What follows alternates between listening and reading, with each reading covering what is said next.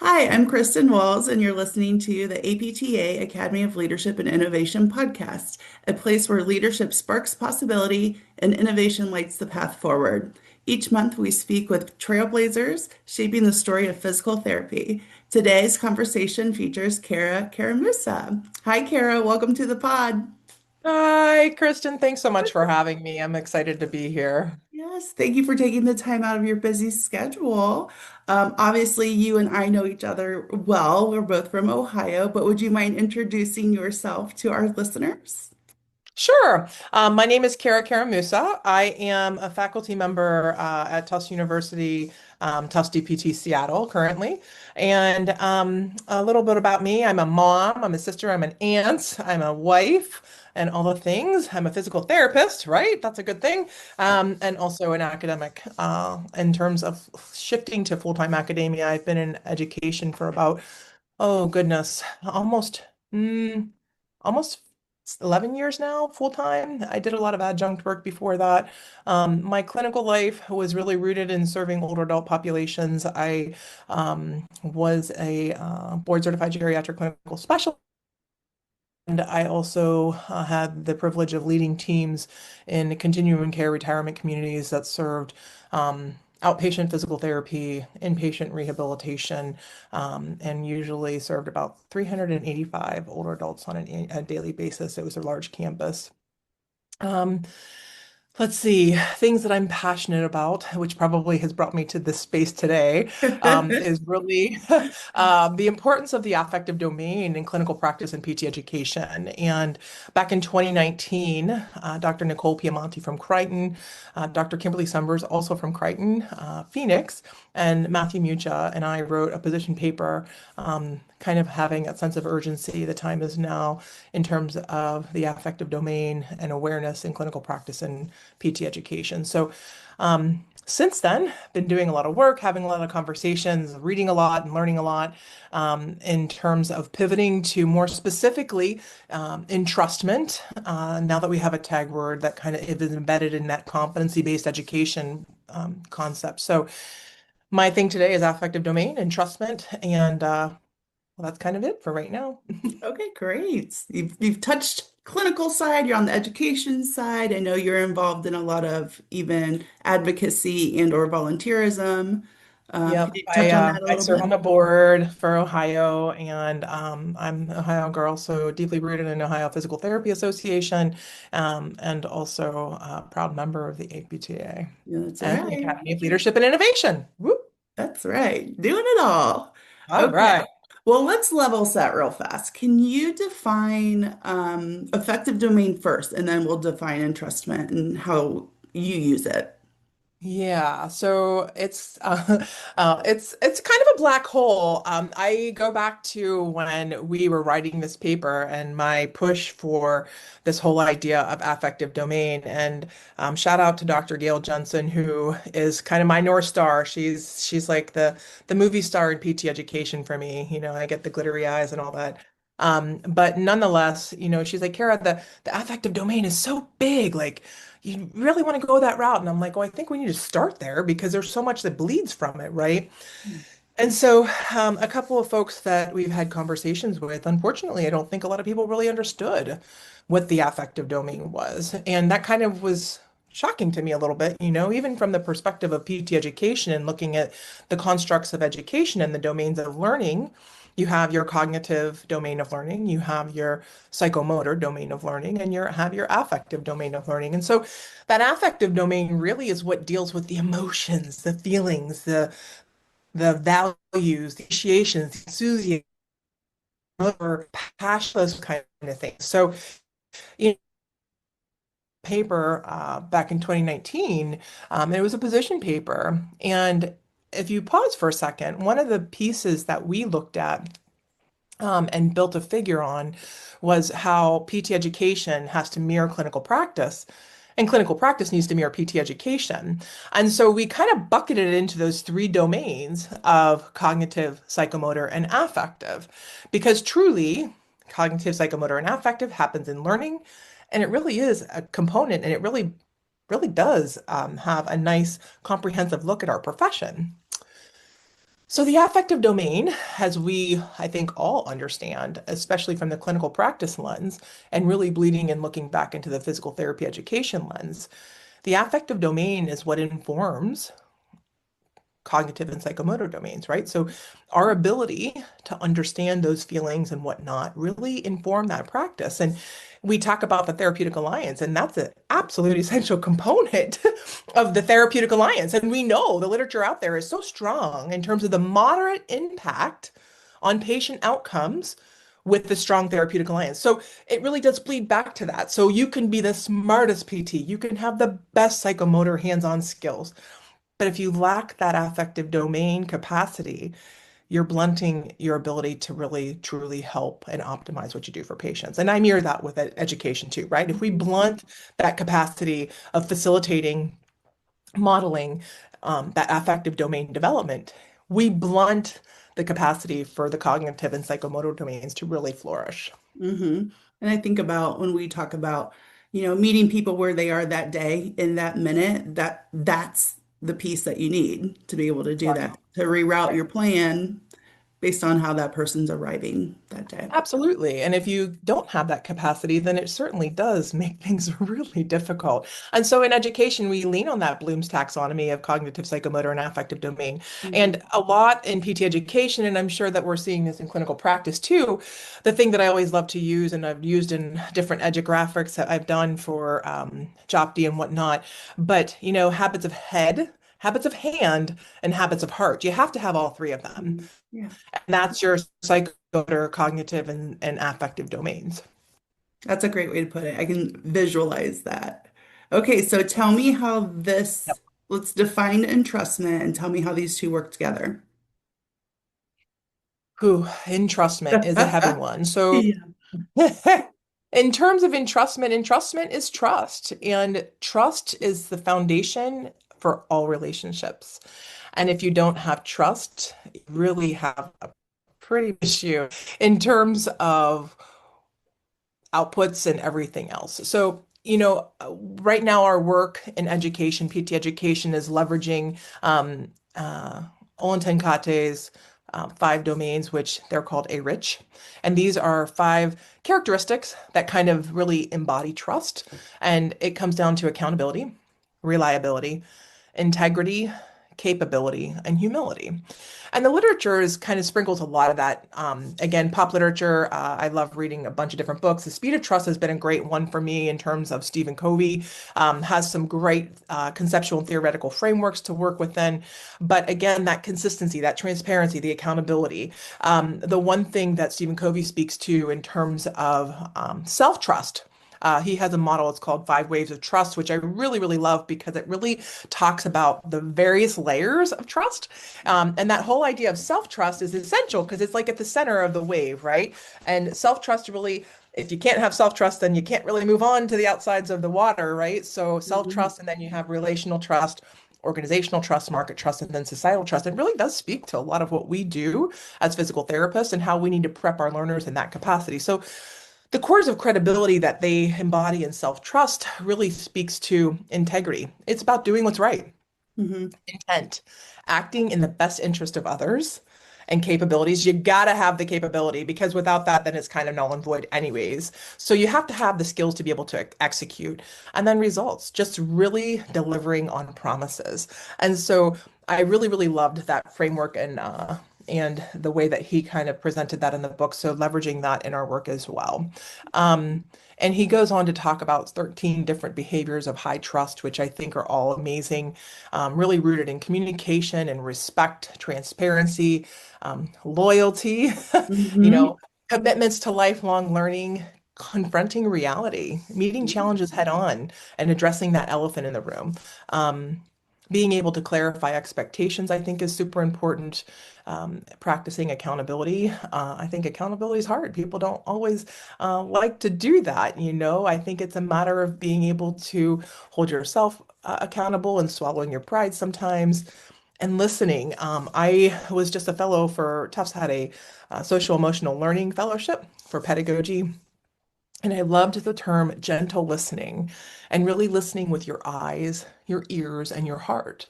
And we do this when we take care of patients. And in education, we should be mirroring that practice when we work with learners.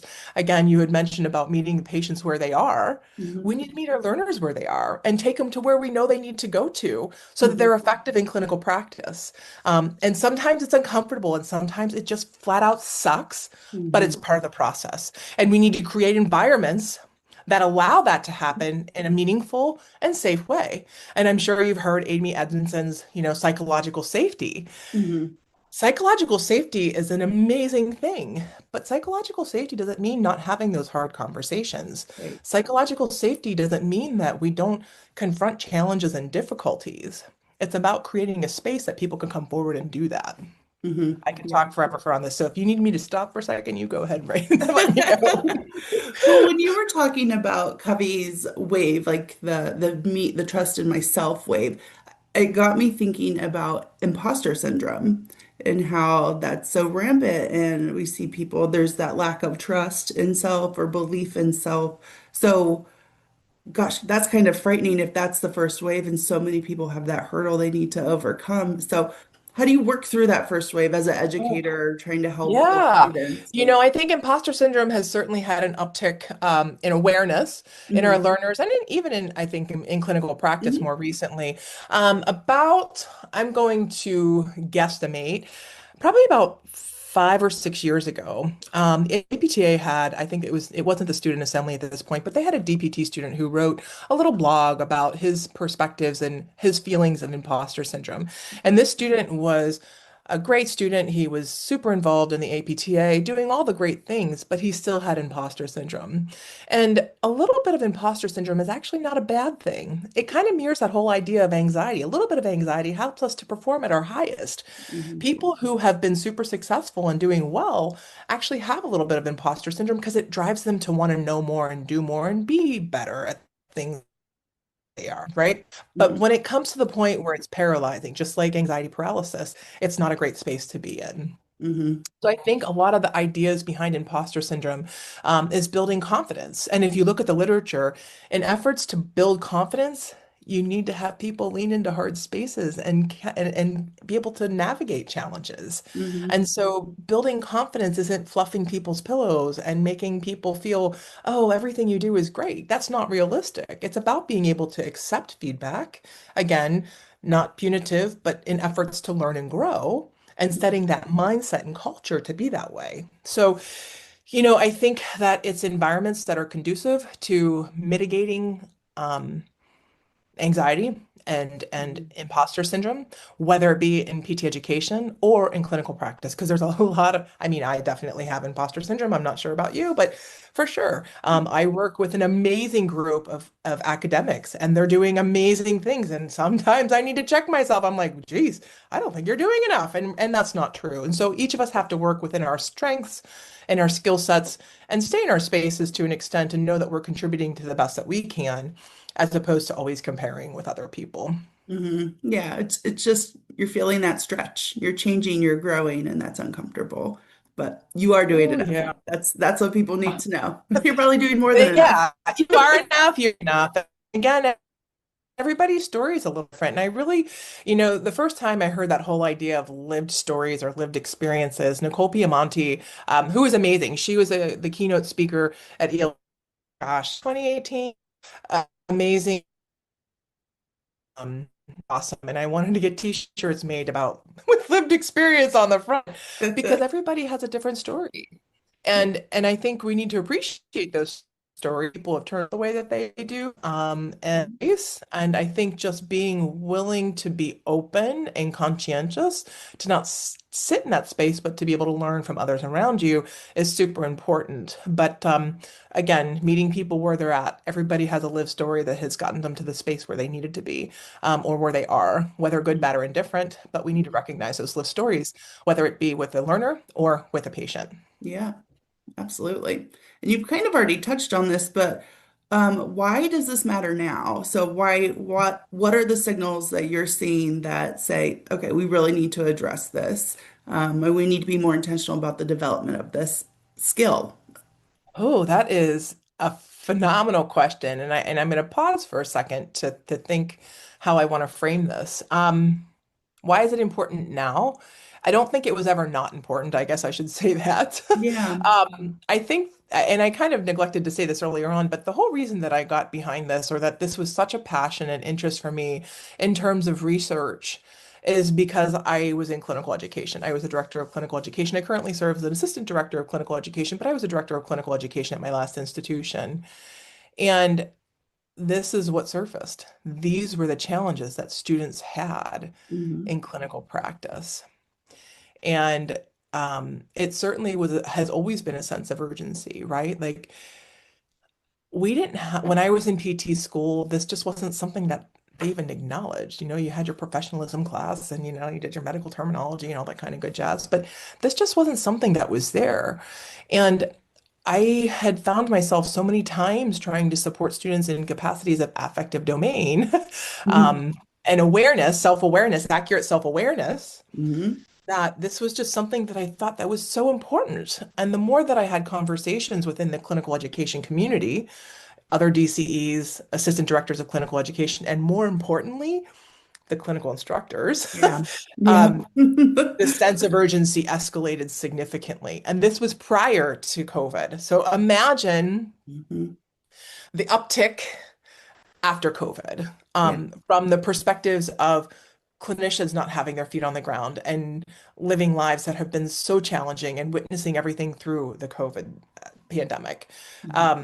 And then students, again, I now sound kind of like the old lady, but I think that students who have had a decrease in capacity or means of communicating, interpersonal communications. Technology is great, but it's also taken away some opportunities for people to have conversations because everybody wants to text and people get behind computers and people get behind text messages and sometimes there's no filters anymore, right? Like, so what are you doing? So I think that that has been a piece of it as well. And I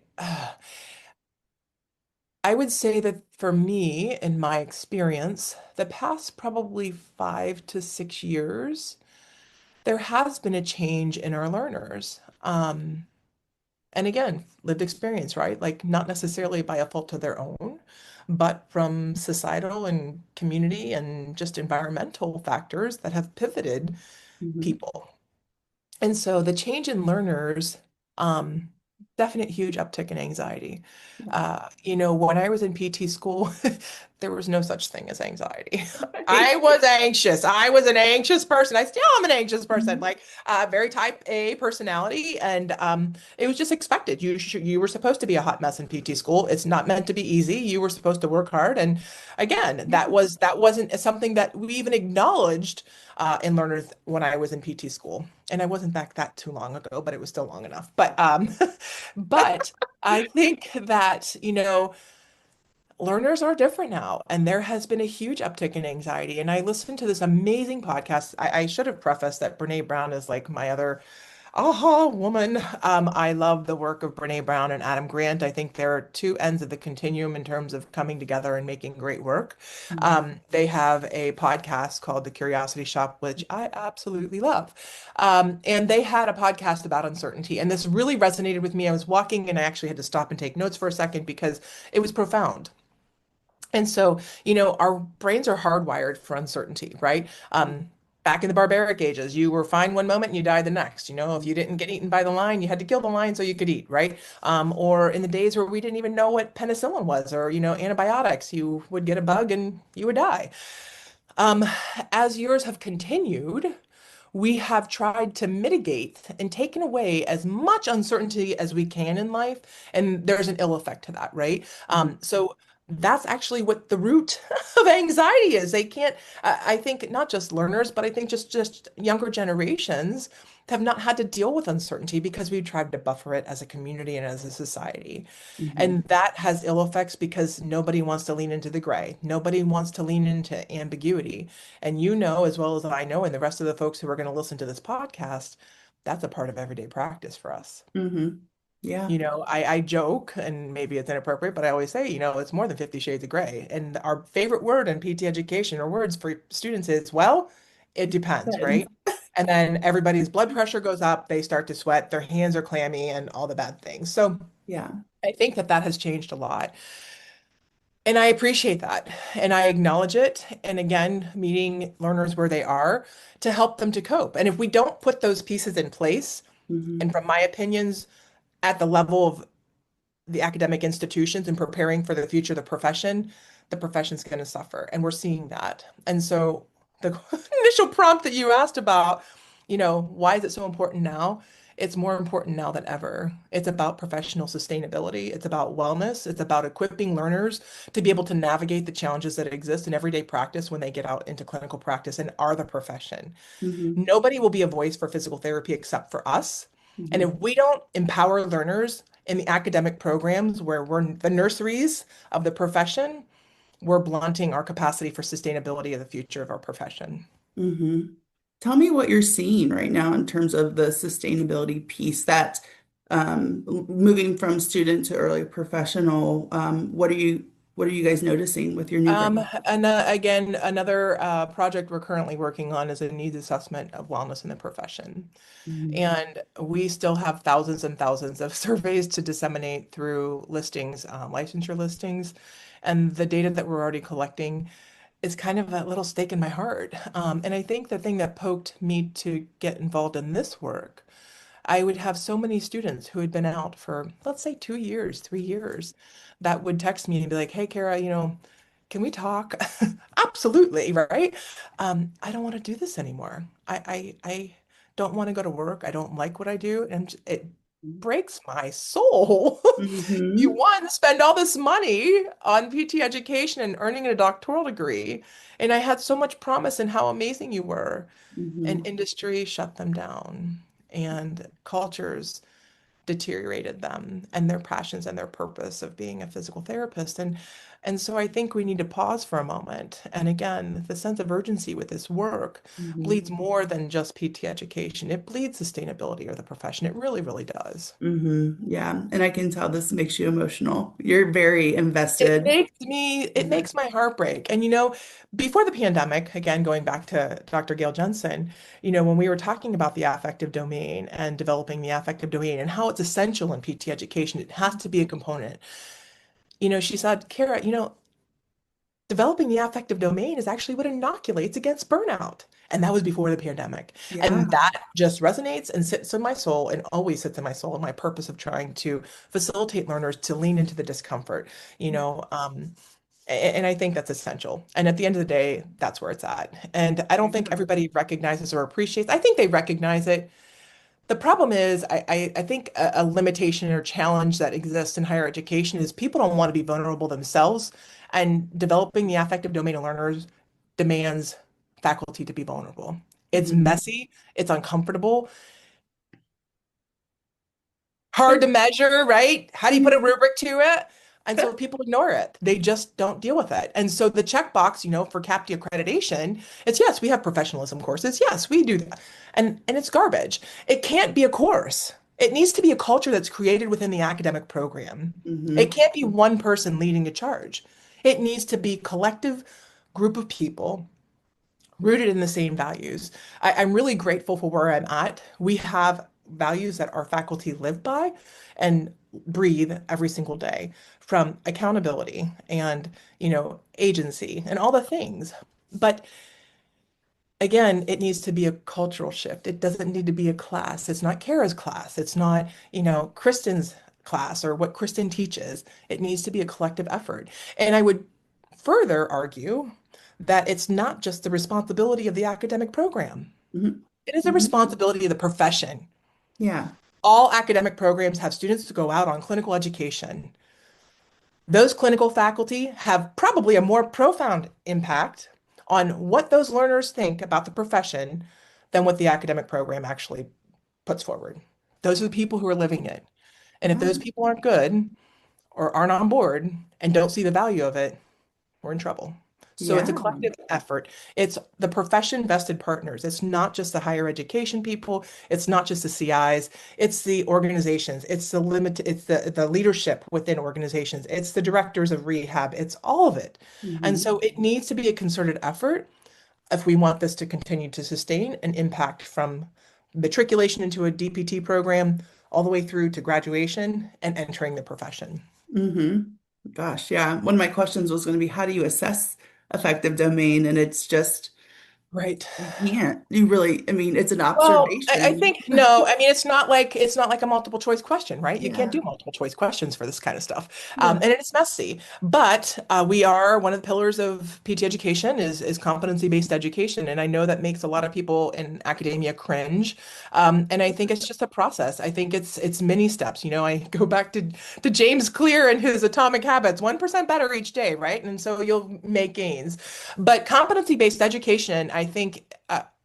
From a theoretical concept, it's great because it's about making people ready for clinical practice, real life practice, right? And that's where the whole idea of entrustment has come into our work.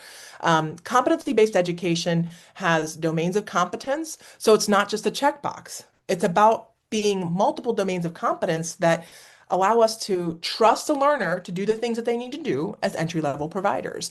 Mhm. So another project we're currently working on and getting IRB underway, we're going to be partnering hopefully with a large hospital institution. And I think that entrustment, right? And so the other part of this that I love is, having interfacing with a lot of different clinical instructors who are the frontline PTs, right? My questions when students always would struggle is, okay, Kristen, would you let this person work on your daughter, your husband, your Mhm. mom? And it was like a hard and fast yes or no. And I knew that if it was no, Yeah. right? Yeah. But it's so hard for clinicians to be able to put words to that.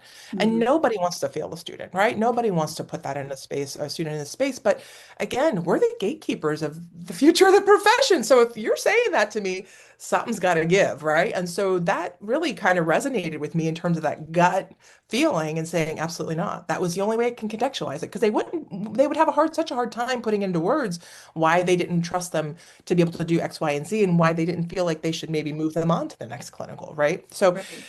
I think that that's something to take to pause and chew and just and let marinate a little bit in terms of the importance of the affective domain and the whole idea of entrustment. Because again, domains of competence, entrustable professional activities is kind of where that all came from, and that's for a whole nother conversation. And if you want more information, by all means, reach out. But that's where our word entrustment came from because we've developed as a profession, we've built 19, I think it's 19 now, entrustable professional activities that we've actually approved through the agreed upon in the profession. And Yeah. nobody actually unpacked entrustment and what that means and trust. So that's the work that we're working on right now. And just a little shout out to my colleagues, Dr. Tiffany Adkins, Dr. Kimberly Sumbers, Dr. Julie Gruden, and Dr. Alexia Larson. So we're going to be on the lookout for that work coming up hopefully soon. I'm excited to see that. I mean, I love that we're challenging where we are to make everything better, and to really give us kind of teeth in what it is that we do that's unique, Yeah. for our profession, and how the public trusts us, right? Like that, that's a given. If they're coming to us, there should be entrustment both ways for that one. I So, mean, absolutely. Again, mhm, it speaks to the therapeutic alliance and meeting fulfilling our societal contract, right? And so mhm, again, trust is the root of all of that. Which brings me to I wanted to say, in terms of our work, it's kind of hard sometimes because this work doesn't always have the clot that the work of other researchers, maybe more yeah. quantitative researchers have. And for me, again, total bias, and I'm totally forthcoming about that. Methods research and qualitative research and Yeah, research in this space is super important because yeah. all the other stuff isn't going to matter if we don't have anybody carrying it out. Right. And you already So talked about how again, it's challenging to measure, right? So we need a different way to measure. Yeah, some of this stuff. yeah. And there are entrustment scales that have been developed in medical education and that we are kind of leaning on in terms of PT education. But at the end of the day, it's still hard. It's hard because we're not consistent and standardized across academic programs in terms of, competency-based education in that framework. Yeah, this is so interesting. Okay, so we are educating and empowering those in the nursery, right? So then they go out, and I love that you guys call that the nursery. This is where they learn, right? It was in Um, my dissertation. It was Eric Erickson, and if you want to understand a profession, it goes back to Lee Schulman. And actually, the study that Jensen and Nordstrom and all of them, Lori Hack, did for our profession in terms of if you want to understand a profession, you need to understand the nurseries in which they were raised in. I think that's such a cool way to look at It's one of my favorite. It hit my dissertation because I loved it so much. But yeah. that. It's a good one. So how do you bridge the gap then? So these students, young clinicians are going into the clinic and now they're interacting with older clinicians or employers who don't have these skills or maybe don't feel like these are important skills. It's fluff, it's feelings, it's this, it's that, it's soft. Um, how do we put them into a world that's not equally prepared for this skill? Oh, Lord. Yes. That's a really profound and important question. And all of us know that there are organizations that don't care. Um, and that's really sad for me. Um, and listen, I don't want to come off as being ignorant to the whole idea that this is that we work in a business, right? Like I am not ignorant to that. I had been in administration for almost 15 years before I went into full-time education. Yeah. But I'm going to tell you what, we hit budgets, we did well, and we still had a good team. I think you can have both. Yes, there's limitations, but that doesn't mean we like just fall down and take it, Like I think that we need to advocate. I always tell students it's super important when you go to apply for jobs that you interview the people that you're working or potentially would work for just as much as they're interviewing you. Hmm. There will be a lot of mismatch on values. Unfortunately, a lot of organizations maybe say the words but don't have the actions behind what they actually say. Right. You look at everybody's web pages and they're, oh, we believe in this and we believe in that. And you get there and they don't believe in any of it. They just want productivity numbers and revenue, and that's all that it is. And Hmm. I get that. That's important because, of course, I want paid at my job. You want paid at your job. All those students have student debt. They need to be paid at their jobs. And people have financial responsibilities to their families and everything else. So I get all that. But how do we find that balance? We need better leaders who will have a voice for humanism. Yeah. We're a humanistic profession. And so if we have organizations that don't align with that or truly keep that at their root, then Hmm. it's going to be hard for people to work that are doing the frontline work to get Hmm. you those revenues. Hmm. Hmm. You Absolutely. know, I think that it's so important to recognize that. In thinking of things from the organizational perspective, one takeaway that I would tell people is just start being humanistic. I think at the end of the day, keep humanism at your center. This is where we have to authentically focus on humans, not only the patients and families and care partners that we serve, but the people who are doing the work. We Yeah. have been looked past for a long time, and we're seeing it in the profession. People are leaving physical therapy because of burnout, because of a lack of ability to have that autonomy to do the things that are right and they know are right Hmm. based off of all the learning and professional development they've done from the day that they started PT school to wherever they are now. Hmm. And, I the blog I mentioned to you before we started the podcast last week, ACAPT had a blog from Dr. Scott Davis. I would encourage people to take a look at it. And he asked the community, are we truly engaged in the difficult conversations facing DPT education? And I really appreciated his voice and intention and would challenge all of us to take a moment and chew on what he had to offer. He argued that DPT education is at a crossroads, facing complex, high stakes challenges that the profession has not fully or honestly confronted. He suggested that while these issues such as cost and workforce alignment and educational sustainability are widely recognized, meaningful dialogue around them is often avoided and diluted. Hmm. He Hmm. calls for faculty, leaders, and institutions to move beyond surface level discussions Yeah. and engage in the candid, sometimes uncomfortable conversations that prioritize the long-term health of the profession. At the end of the day, that's what it's about, right? Higher Hmm. ed is supposed to prepare the future of the profession. And if Hmm. we, again, blunt this part of it in their learning, we're going to be in trouble. I really do. And think the trajectory would not be positive, right? And again, like I said, it's a shared responsibility. And Hmm. if there's not a collective willingness to confront the difficult truths, DPT education risks stagnation, misalignment with the needs of learners, our communities, society, and the healthcare system. And that's kind of the mic drop, right? Yeah. I feel like we've been living in that. And like this is the pivot point. This is where we can take it back Yep. with some of the work that you guys are doing and following that up then with the all the wellness stuff you're doubling down on. I mean, to really we're turning the ship. It's going to be slow, but we're But turning the a 1% ship. better each day, right? That's I mean, right. I argue if we don't start making this a priority or continue to avoid these conversations, we will have misalignment Yeah. with the needs of healthcare. Yeah. There won't only be reduced program sustainability, but professional sustainability. And Yeah. again, just overall decreased satisfaction with their learning, with outcomes of our learners, with overall just the profession. And we're seeing it. It all bleeds into the physical therapy profession. So it's about prioritizing that long-term professional health over the short-term Yeah. discomfort.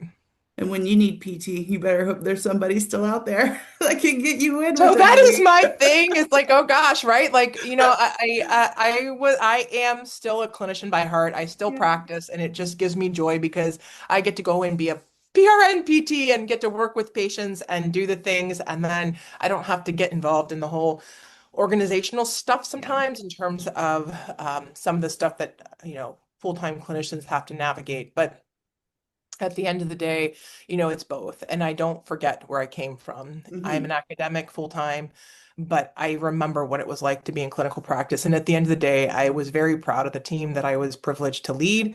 I was Yeah. proud of the work that I did. And I always was able to maintain my values, which bled into the team. And again, I love the saying again, Brene Brown, you don't want to be around like-minded people, but you have to surround yourself with like-spirited people Yeah. because really that's what moves the ship forward. Absolutely. Yes. Because if we're Yeah. all saying the same thing, we're just going in circles. Yep. Yep. Okay, so 100%. let's talk about meaning making because that's a big buzzword now. Like everything has to be tied to our meaning. So how does the effective domain help individuals, students, clinicians, whomever, connect with their meaning and their purpose and the values when the system feels overwhelming? So this gets tied back to that resilience part or the recovery part. Yeah. Um, I guess a quick comment. A lot of this has been from lived experience, right? And again, Brene Brown, y'all are going to get sick of me saying her name, but she's been somebody who I've learned so much. She's a human researcher. And, I really, or actually, it wasn't Brene Brown, it was James Clear. But again, a lot of this is me search research, right? And so, having experienced burnout and being in toxic cultures is something that I've had to navigate. And it was really hard. And it breaks your soul. And so I think from the affective domain development, I'm going to go back to a really simple book that I would recommend. And I'm happy. I have a list of books that I'm happy to share. I don't know how you all do that, but I love books. This is what I read in my free time when I'm not reading journal articles. Um, but Emotional Intelligence 2.0 by Travis Bradbury and Jean Graves. And they have a figure in their book that has personal competence and relational competence or societal competence or social competence, right? And so in order to have personal competence, you have to have accurate self-awareness, like knowing your emotions and recognizing your triggers as they happen. Mhm. And then once you have self-awareness, you can actually have self-management. So there's four actual core skills. It's self-awareness, self-management, social awareness, and relationship management. All that are essential to our profession, right? So Right. again, going back to developing the affective domain, emotional intelligence is something that can be developed. It is not something that is a fixed characteristic. And so that's my call to all of you that it can be developed. It's not something that I teach. It's not something that we teach or force. It's something that we facilitate and afford opportunities for learners to navigate things that maybe they didn't lean into before. Mhm. So getting back to that personal competence, self-awareness, and then you can have self-management. If you don't have personal competence, you cannot have social competence. Okay. Yeah. Yeah. So that's essential. So affective domain development is essential for us to be able to have social competence to serve the patients and care partners and colleagues and peers and other interprofessional people in our profession. So Mhm. I don't know how we don't include this in our curriculums or in our preparation of our learners for clinical practice. Mhm. You have to. Have You to. have to. Because Yeah. again, if you don't have that personal competence, you can't have social awareness about being able to read the room, right? And understanding to accurately pick up on people's emotions, decode body language, and understand what's truly happening when you're working with patients or in a group environment. And then the relationship management, that's essential to practice. It's essential for patient care. It's essential for working alongside other people in the profession. We work in a healthcare system. So again, using self-awareness, self-management, and social awareness to clearly communicate, manage conflict, and build strong bonds with the people that we interface with, Yeah. right? So it's an essential piece to our practice. It makes me wonder, hearing this, this sounds a lot like self-leadership courses Yeah. and kind of really digging into that. Is that supported by CAPD? Is that worth the time? Um, Sure. I don't know. Is that a course Yeah, that I think that a lot of course, again, it goes back to, right, the course, the quote unquote I course. know? And Is it on the so there's a test? checkbox for it, right? I mean, Yeah. that's the content that I've taught probably for the past 15 years or plus years of being in academia, whether it was adjunct or full-time faculty. Hmm. And it was always Kara's course, right? And so it needs to be more than Kara's course. Yeah. It can't be a course. It's not a checkbox. It's a culture Right. that you create within the academic program that Right. sustains that to understand that modeling component for our learners, because we Hmm. have to model it for them to really appreciate it and understand it. And there needs to be a checks and balance in terms of meeting learners where they are and getting them to where we need them to be as entry level practitioners, right? Hmm. And so, again, I think it's so important that we do this work. And I Yeah. mean, again, role modeling is huge. It's Yeah. huge. Yeah. Yes. The tough discussions, the self-awareness, the self-exploration. Yeah. I think. Again, creating senses of belonging. Again, Mm, that's one of our core values, a sense of belonging, letting people show up as their authentic selves. Again, yeah. creating spaces for people to be able to show up as their authentic self and share and be honest about it, to be vulnerable. The very Right. first thing that I do first semester of PT school with my professionalism courses, the course that I teach is professional expectation, is I share Brene Brown's TED Talk on vulnerability. Yeah. And I ask them, why am I showing this to you? Why is this important? We have to be vulnerable as providers. We have to be vulnerable as students and learners, because if we don't, then we're not going to be able to go to the next space. Right. That's the discomfort, leaning into the discomfort, right? And nobody wants to lean into the discomfort. So Yeah. I do. That's the very first thing that I show learners on the, and actually it's an orientation. That's what I have them watch. That's great because otherwise you're wearing this mask that is like, I know all the answers. So then you're trying to live up to this outrageous expectation versus just being a Yep. human. Yeah. And sometimes I do feel like, I've been a PT for 17 years, so all I've ever really known is like the doctoral level training. But I'd be curious if from the master's or the bachelor's degree to the doctorate, did you see this lack of effective domain kind of creep in because of the raised status of our education? Oh, I never really thought about that, Kristen. I'm gonna say off the top of my head, no, I don't think it was a change from the master's to the doctoral level of education. I'm sure there'd be a lot of argument within that. We see it on social media in terms of the profession pivoting to a doctoral education. But I think at the end of the day, it's the environmental factors and what life has Mhm. happened from that point forward. Okay. Yeah. Really. Yeah.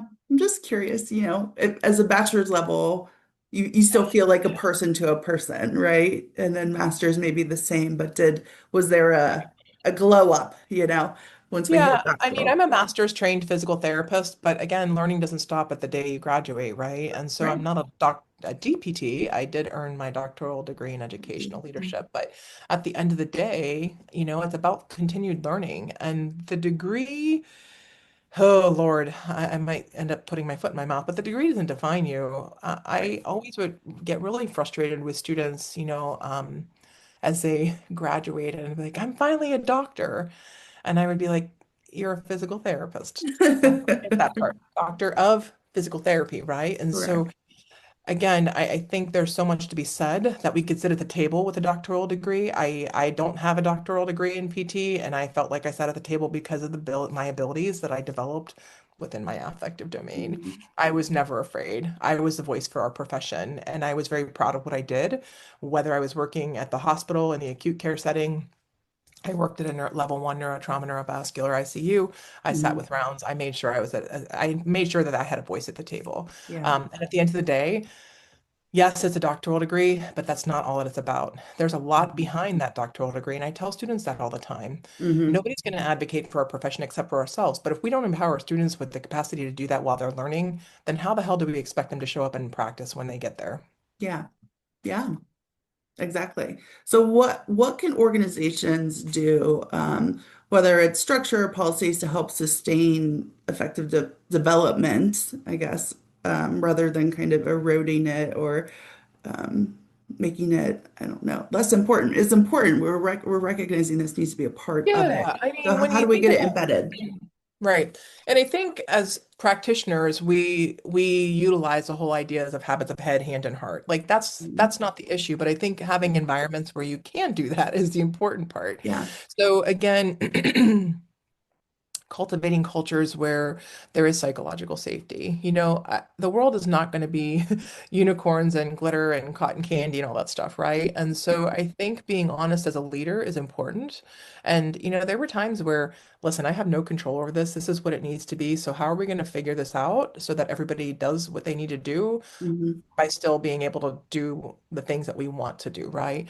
And Hmm. so I think creating environments of psychological safety where there's that bi-directional relationship between organizations or leadership within the organization and their Hmm. frontline people. Because again, there's so much out there in terms of, administrative overload. There's a lot sitting up at the top and the people doing the work aren't getting the credit. And Yeah. I think it's really important to have that bi-directional relationship with your employees to understand how do you support them? How can I help you to be better? And that's the task for leaders. You know, you made a comment earlier and I got sidetracked, but about leadership and all the things that I'm talking about are leadership. Well, guess what? Every single PT that graduates from PT school is a leader. We Hmm. have to be leaders for our patients. We have to be leaders for our care partners, and we have to be leaders for our profession. So at the end of the day, and some people that I have interfaced with in the past is like, well, leadership is about, no, it's not about a position. It's about No. the character. And at the end of the day, we are leaders. And ACAPT has a leadership compass that has been great and I use in education too, to guide learners and has a lot of resources to guide people to where they need to go to for some aspects of leadership. But at the end of the day, our job is to develop leaders in higher ed, right? It's a part of who we are. And so it's not being a rehab manager or I don't know, director or regional. It's about being a PT, a frontline PT, because we have to lead our patients. Hmm. So I think that that's important to manage. But again, I think for organizations is to take a step back and try and find, it's the charge to leadership to Hmm. find the balance of return on investment, making sure revenues are happening. But again, if you have people who are miserable, you're blunting your capacity for revenue to happen, right? Hmm. I wrote down a quote, a data point, I guess, if you will, in terms of trust. And again, if there's a lack of trust, um, it really does blunt responses in terms of revenues and things like that. When you have a well-oiled team and Hmm. trust being the center of it, they function better and you have better outputs. And outputs meaning patient outcomes, revenue, et cetera, et cetera. We Yeah. all know the clinics that you get referred to that have good patient experiences. And if your teams are suffering and struggling and you don't care other than what their productivity numbers are, you're blunting your capacity to thrive. Yeah. And that high turnover is money because it And that takes costs a what? lot of money, absolutely. And I'm going to tell you right now, the thing, and I'm sure that you've witnessed this as well as many other people who might be listening to this. When I got a PT school, you sucked it up for a year. You went to a place you didn't like it, you stayed there for a year. Not anymore. If they Yeah. don't like it after 2 weeks, deuces, they're out. Yeah. They're not staying. Yeah. They're not staying. That cost organizations a lot of money. I am seeing more, which I appreciate, more organizations that are intentional about doing emotional intelligence and affective assessments of their people before they hire them, which I think is profoundly awesome. Mhm. And, every time, and I tell students this all the time, when I get references for them in terms of when they get a job and I'm a reference for them, it doesn't ask me what their grades are, what their manual skills were, what their GPA was, how did they do in neuroscience. It asks me about human characteristics. Huh. That's pretty Just marinate good. on that. Just let that sit for a second, right? Yeah. And tell me why affective domain development's not important in PT Right. education. Right. What You it would lose the be battle. interesting, does it go beyond the HR recruitment, assessment? Do we then see those skills applied within the clinic with their leadership, right? If that's what they're looking for, Oh gosh. Yeah, they should assess that too. that makes sense, right? Yeah. Those should be goals to work on, like as a And department. sometimes that always baffles me sometimes because coming from different organizations and some of the lived experiences I've had, you wonder how people are in leadership roles, Mhm. right? Like how did that person get there? Um, and I like a lot of the work by Simon Sinek on leadership, keeping the value of your why. That's one of his big things, what's your Yeah. why? And having your why and your purpose really is important. So again, it's about like being rooted in our values, right? Right. But yeah, geez, but I also think, especially, and I think about this all the time in the different organizations that I've done PRN work for, as a seasoned veteran, I'm not sure what you want to call, ripe Spicy. uh, clinician. The PT part's not the hard part; it's No. just the operational part. And I worry for new grads that are getting hired in the same space that I am, and how the heck are they supposed to be a voice for themselves when they don't even know what they don't know? Right. And that's the mismatch, right? Like you have a clinic manager telling you to do X, Y, and Z. And as a new grad, ideally, you would trust that clinic manager to guide you in a direction you're supposed to go. Right. And Kristen, I've had students in the past that have graduated and they called me like, hey, Cara, you know, um, my boss told me that I have to charge 1 unit of this, 1 unit of this, and 1 unit of this every patient that I see. Okay, what do you think about that? Don't think it's right. You're accurate, right? Like, Mhm. so they know it's wrong, but if you have leaders who are telling you to do this, it really skews things for novice PTs who don't Mhm. have your word feistiness, Yeah. um, do what's right. They're trying to do Mhm. what's right, and they're Yeah. leaning on the leadership to guide them in that process. And so again, it's about having higher ed equipping students with not just the knowledge of knowing and doing, but being, right? Like Mhm. we gotta help them get there and hopefully serve as a resource for them even years after. And I tell this to students all the time, and it was actually a question on my interview when I had joined the TUS team is, so what's your marker of success, right? And I said, it's the sustained relationships with the students I've had the privilege to be able to be a part of their journey of becoming a PT, like Yeah. and I'm there and I want to be a resource for any PT. I want everybody to succeed. You're coming to a profession that I love. You don't Right. have to be a Tufts PT student. You could be any student from PT. And if there's something I can help you along in the way, then let me know. Cool. Yeah. Um, and we need more leaders, I think, not to tap myself on the back, but people who have the passion to do the right things, right? So Right. and there's a lot out there. I don't want to miss, I don't want to communicate that we're not. There's a lot of amazing humans in PT. Hmm. We just need to make sure that we're helping those learners, the future of the profession, really get there too. Yeah. Absolutely. I can see you're getting emotional again with that. We I'm can tell how always much you emotional. I shouldn't say get a care. little rosy. You No, it's care just so deeply. important. I think that these students they put so much work into it and they put so much money into it that, the other thing too that kind of it actually took my breath away and having a conversation with Dr. Gail Jensen and also same thing that Dr. Scott Davis had mentioned in that ACAP blog. Hmm. It's got to be more than just a job, guys. It, Yeah. it's a calling, it's a purpose. You're serving humans. And I get that we're doing it to make money. And again, if you're doing this to make millions of dollars, maybe this isn't This necessarily the right isn't it. for you. But you know what? I'm really grateful for the experiences I've had. I've been able to provide for my family. I've lived comfortably, but Mhm. there's a balance to that. And again, I've never in 20, oh my God, 26 years and counting, I've never lost my profession, the purpose of me being a PT. And I truly believe with everything that I am that we are difference makers for populations, especially for the population that I had the opportunity to serve. Older adults, we help them to stay independent. And I think that I was so grateful to be a part of everybody's story to keep them as independent as possible and thriving, you know? So, Hmm. yeah. Hmm. Well, Yeah. I'm going to pull us back to one other topic. One more, sorry. Go No, ahead. no, you're good. I love this. I think when you did your intro, you introduced yourself as Cara, a mom, a spouse. So tell me, because I know you have two boys, teenage boys.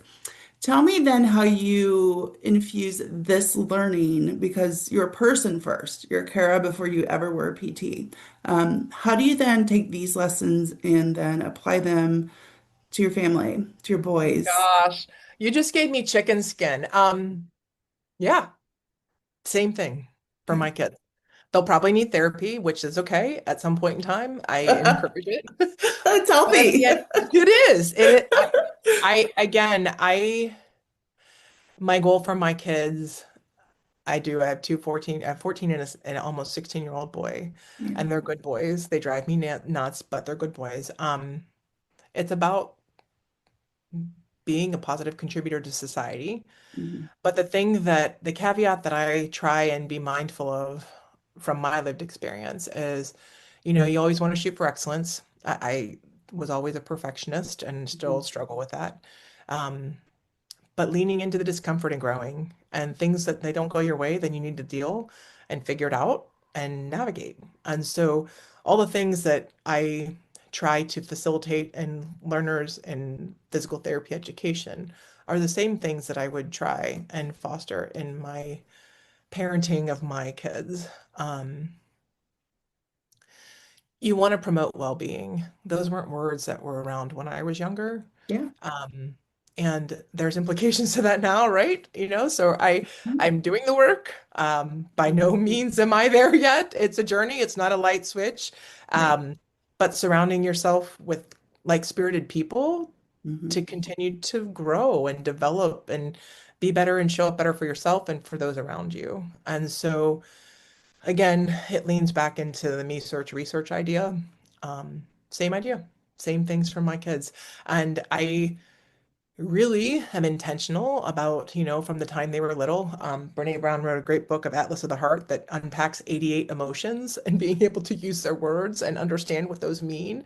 Again, having emotional agility, having that ability to pivot when things aren't going your way. And guess what? That's going to be every day of your life. I mean, again, they're young, but they see it now. And so, okay, this is what happened and we get a deal. And so again, recognizing the different things and the different facets of mental health that exist, they existed before, but I guess awareness now, Hmm. um, to empower people to lean on resources and to lean into the challenges to develop coping mechanisms and confidence to navigate life. I mean, that's what it is. That's what it is. And you're building that first wave of me trust, right? Trusting yourself.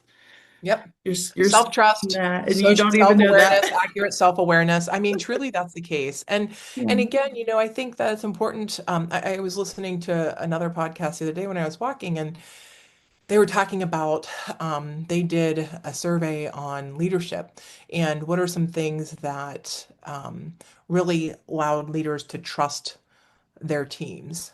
And the Mhm. number one thing was somebody being able to ask for help. And I Yeah. was like, wow. Okay, that's important. It's Something okay to so ask for help. simple. Yeah, it Yeah. is. The second one was going to somebody's funeral, which I was like, okay, well, but again, it's that emotional component thing. Yeah. But again, it's a commitment to humanism, right? And Yeah.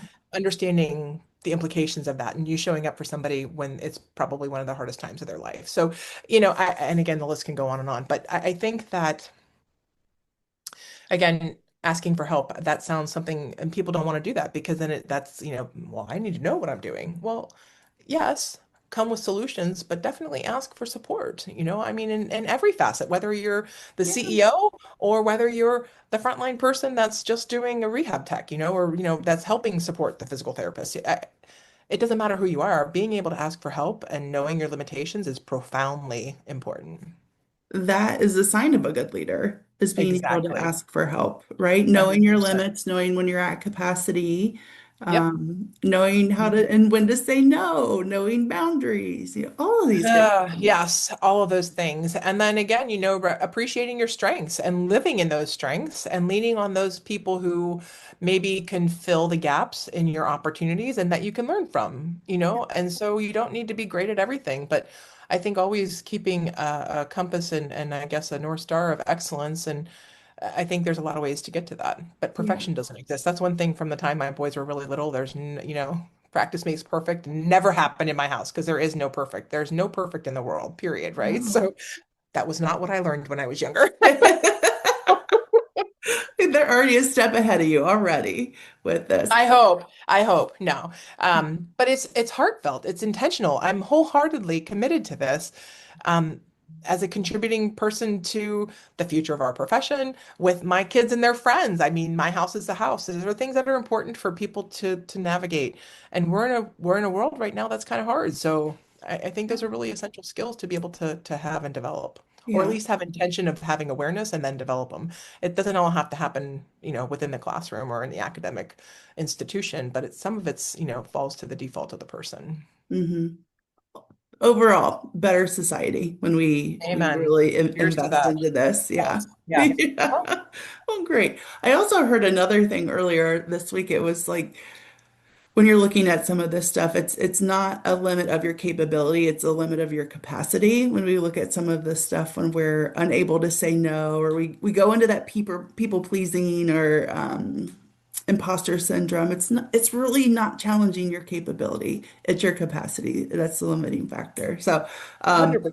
throw that out the window. Let's just work on our effective domain because It is. It it's really not that is. you're not capable, right? No, I think the things to like the big buckets to consider would be like mindset and the way you think, Yeah. stress and resilience or fortitude. How does that look and how do we manage it? Again, that emotional agility, purpose and leadership, right? Mhm. And then the big bucket for me is always vulnerability and self-acceptance. It goes back to the self, right? And Yeah. starting there and then how it bleeds out to the rest of the world. Yes. Um, yeah. And again, the thing that for the emotional intelligence component, it's flexible. It's a learnable skill. It's not a fixed trait that you're born with. And I think that that's something we need to be intentional about. Yeah. And, from the higher ed perspective, it's explicit and implicit curriculum, modeling, and at the end of the day, that whole idea of entrustment, trust isn't merely a soft gift or a nice to have social virtue. It's measurable, it's an economic driver. When trust is high, both speed and efficiency increase while costs go down. When trust is low, everything takes longer, requires expensive bureaucratic oversight. You know what I mean? Like, so again, it's that autonomy, but that's stuff that we need to instill in our learners in the nursery of the profession from higher Yeah. education and PT programs. Yes. And And not just PT programs. I should not, I'm living in a PT program, but that bleeds into PTA education as well. yeah, probably all service-oriented healthcare roles. It should be a part of it should be, Human I on the mean, when you planet. stop and pause for a second and think about all the different jobs in the world, and I hate the word, the careers, professions, what you have to go to school for, you interface with humans and most academic programs require one psychology, credit or whatever course for prereq. And I would argue that maybe we should consider more. I don't know. And what does undergraduate school look like? I mean, is that something that we should be focusing more on all learners? Probably. But again, I've been in graduate education for PT education, but I think there's so much to that. And I do think that higher ed's taking a little bit more initiative in some of that, but how do you cultivate it?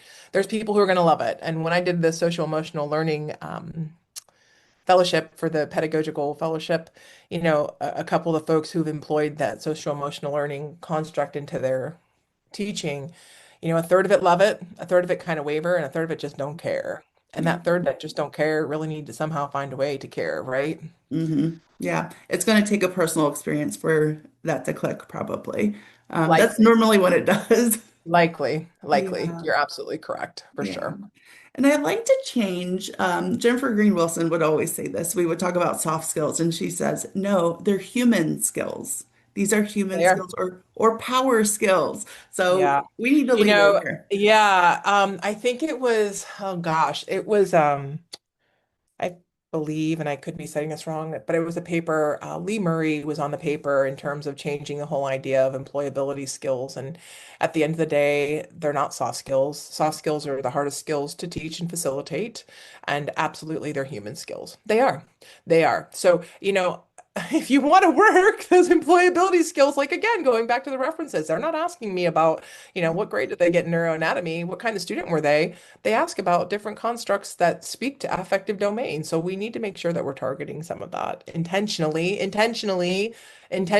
want to say it again, in developing our learners in higher education. Yeah. This has been wonderful, Kara. Is there Oh, thank you so anything? much for the opportunity. Oh, I could talk yeah. all day. Sorry if I went on any tangents, but it is something that's No. very dear to my heart and dear to our profession. And I hope that my passion ignites a little bit of passion or intention in others that would listen to this. Yeah. Is there anything we didn't talk about that you're like, I need to get on my soapbox for this before we sign off? No, I think that we covered most of it. Yeah. Another favorite quote of mine from Brene Brown was strong back, soft front, wild heart.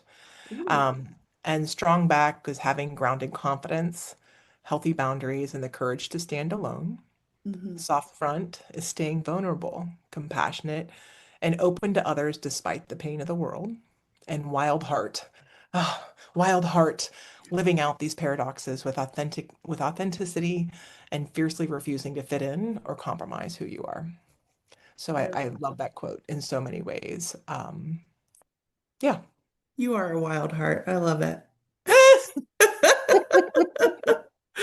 No, there's a lot of people doing great work, and I encourage others to keep doing it. Keep grinding on that. It's important.